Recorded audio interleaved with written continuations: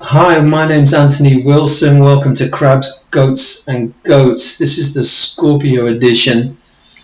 In this video, I'm going to be talking about the sign of Scorpio. I'm going to be talking about the new moon on the 4th of November and also the transits following that new moon, because November is a pretty tasty month for planetary transits, and I'm going to try and unravel that because it's quite heavy on the face of it, and let's just see if we can find something positive there, as well as not pulling any punches in terms of how challenging November could be, especially for some types of charts, and I'll outline which ones I think will be most affected by the November transits. So we're in Scorpio season. I mean, the great thing about Scorpio is you don't get a dull moment. It's fixed water, and it doesn't like doing things in half measures as a sign. It very much tries to find out what motivates you from your core. If you meet a Scorpio, it seems sometimes that they're just not satisfied with something if it's not special for them, you know. They attach themselves to ideas or people that are meaningful or relevant. Otherwise, they don't put in the effort. They're not a sign that goes halfway. They just don't do it. And for this reason, sometimes people think of them as kind of too intense or demanding or trouble. Scorpios have a bad reputation by people, from some people, not from me. I've got Cancer Moon and Rising, so Scorpio isn't a sign I very much understand where they're coming from. That's not to say you can get the wrong side of a Scorpio and find trouble, because of course you can. People who appreciate them recognize how good they are in terms of fighting your corner and really just being like giving more than other people give when it comes to something that they believe in. And famous Scorpios we'll look at later, but Marcus Rashford, the football player, is a Scorpio, and he's been celebrated for his amazing efforts in terms of child poverty in the UK at a very young age, in terms of how young Rashford is, has given to that cause. And that could be seen as a Scorpio kind of endeavor. You know, he doesn't give up. So they're ruled by Mars.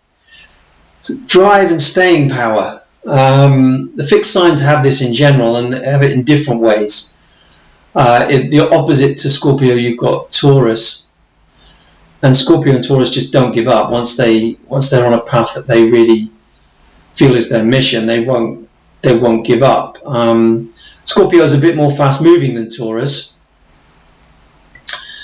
and once they're onto something that they really want, they'll just move heaven and earth to achieve it. And this is something which it doesn't apply to everything they do. It's when they really want something. That is when they will go to great lengths to get that thing. I mean, that's not everything about Scorpio, but that's the basic essence of the sign. Now, during November, Mars is in Scorpio. Has been in for a few days before at least nearly a week before the new moon on the 4th.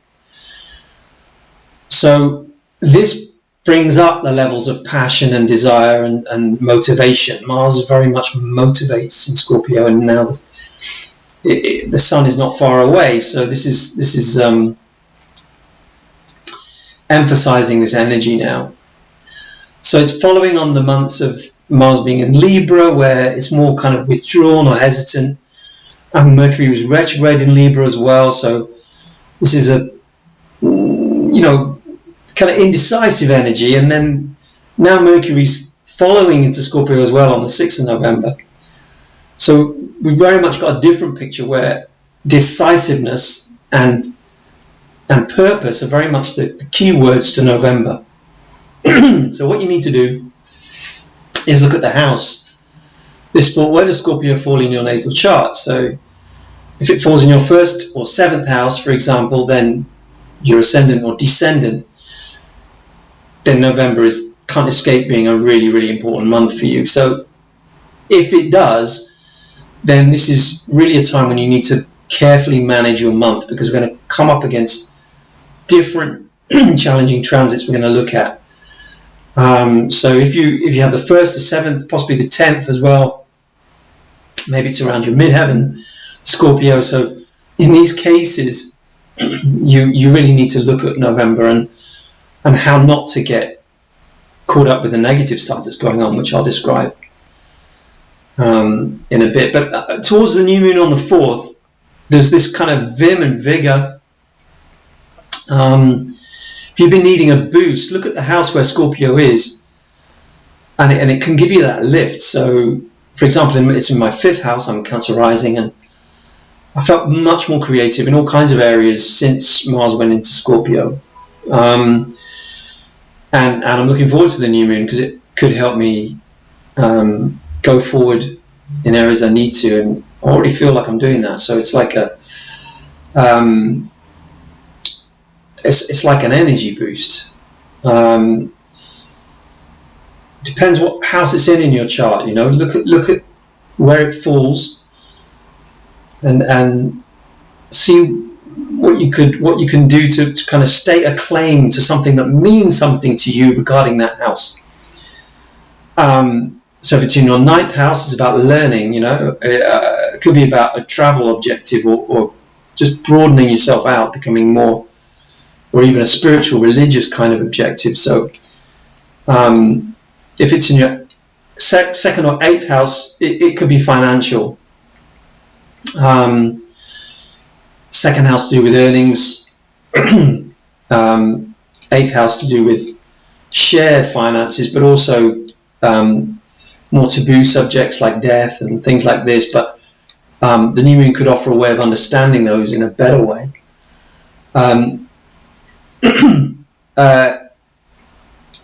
In the 6th house, it could be work.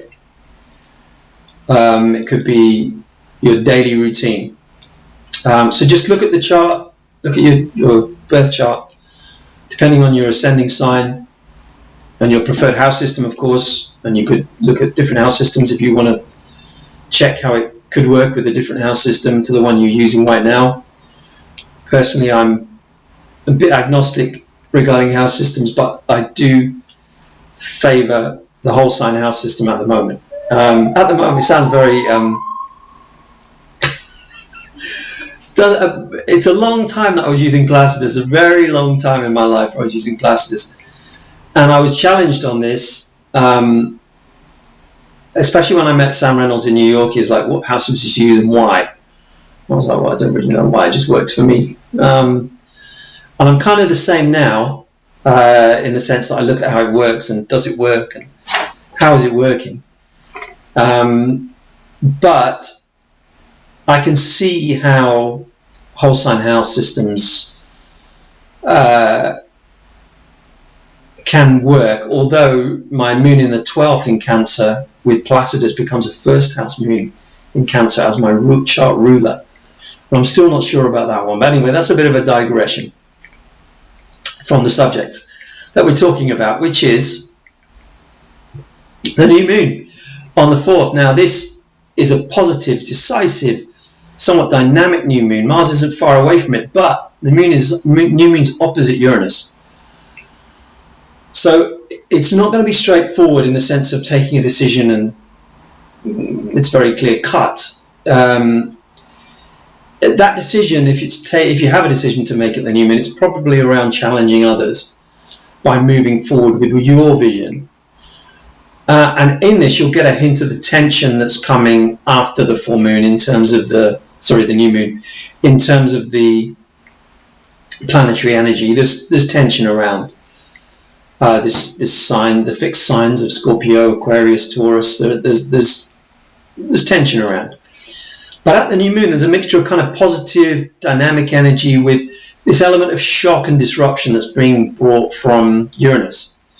So this could be a time to break free from something so you can claim your own space and vision away from what's expected of you by authority or society or what other people think. This is not the time to worry about that. This is a time to think, what is it that I want to do? What is it that matters to me really? And go with that. And as I said, it doesn't just apply if you're a Scorpio. It applies to everybody in a sense, but obviously some new moons are more powerful than others, and it does depend on where it falls in your chart, how it works for you. So breaking free from constraints which have stopped you from being yourself, but be sure to do this because you have a clear vision of where you're going, not just to be rebellious, because this is not the month to play around. F around and find out. I don't want to swear on my videos, but this is the month not to do that. The potential for profound and meaningful action is high at this new moon. So think about how you can live more authentically and be true to what are your real desires. Excuse me.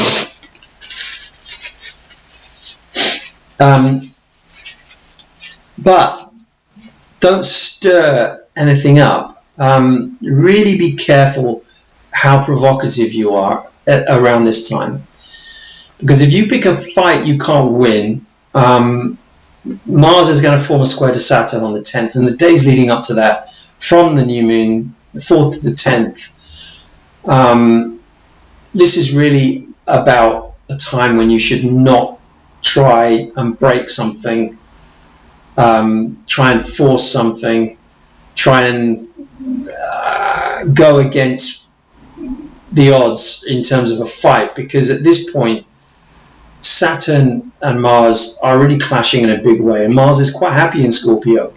It's quite happy to pick a fight with Saturn and Aquarius, but they're both big players at this point. They're both pushing against each other. Mars is saying, no, you can't do whatever you want. You can't just because you think you can. And Mars is saying, well, yeah, I can actually.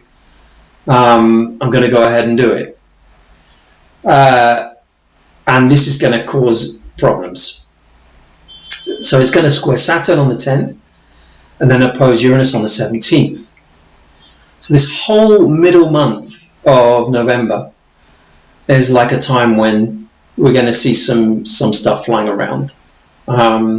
It's funny that I want to swear on this video because I've never wanted to swear before on one of my videos, but it's obviously these planetary transits that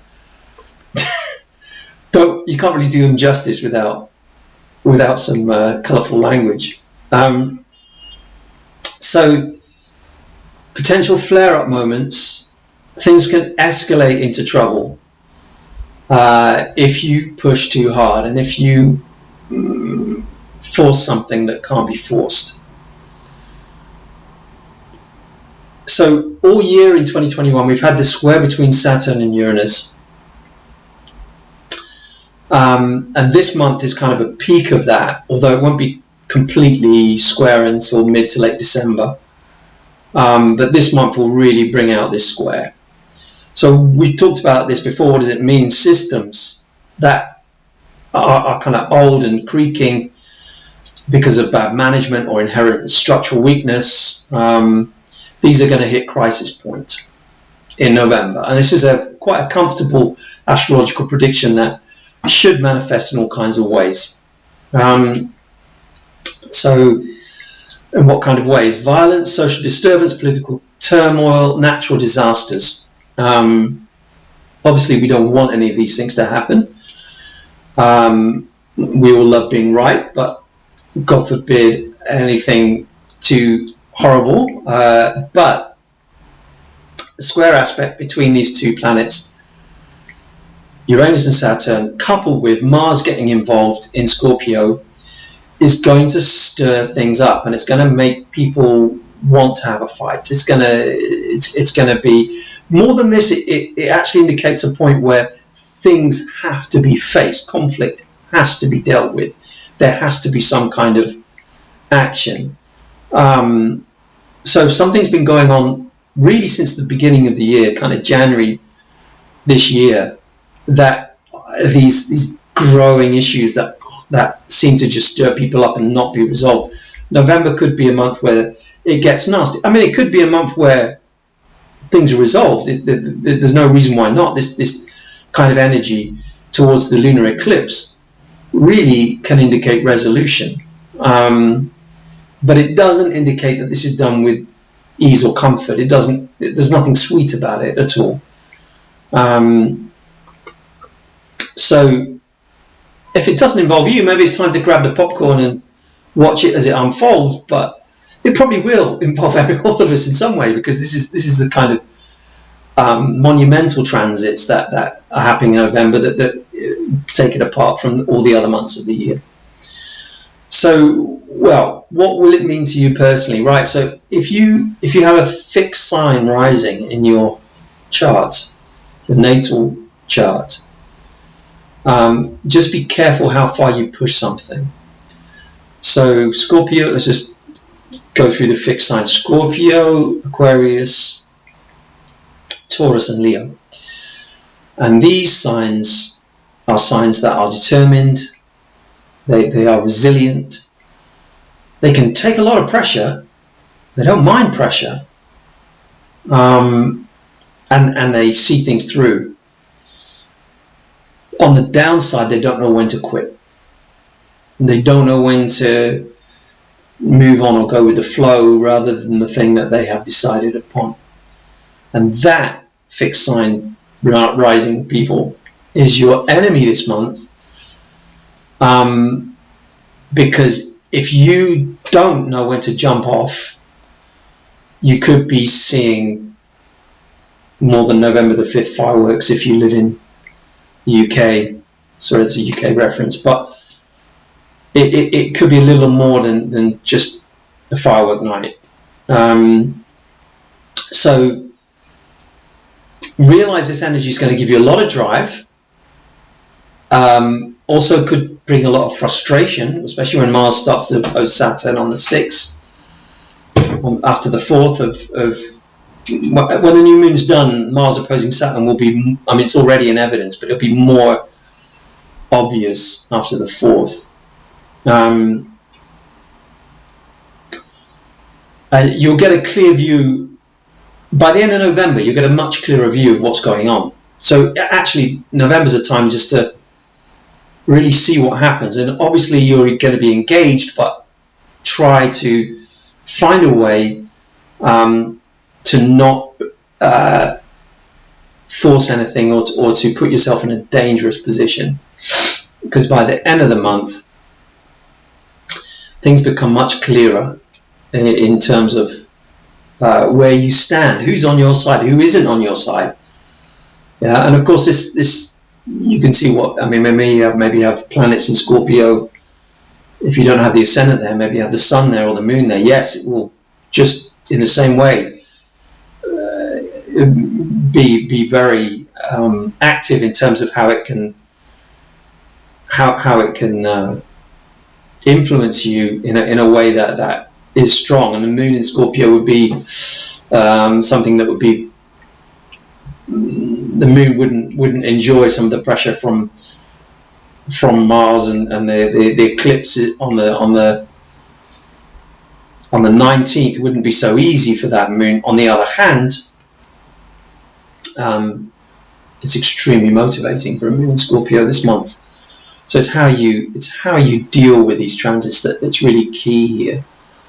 I think Scorpio and Taurus ascendants are the ones that need to be particularly alert and measured, not rash or headstrong. And these signs don't like being challenged. They don't like other people pushing them. They don't like other people forcing them. And Scorpio can feel attacked. But be careful, if you have a Scorpio ascendant, how you respond to that. Yeah, if you think, oh, somebody's against me, be careful how you respond to that in November. Maybe it's not worth the effort of responding.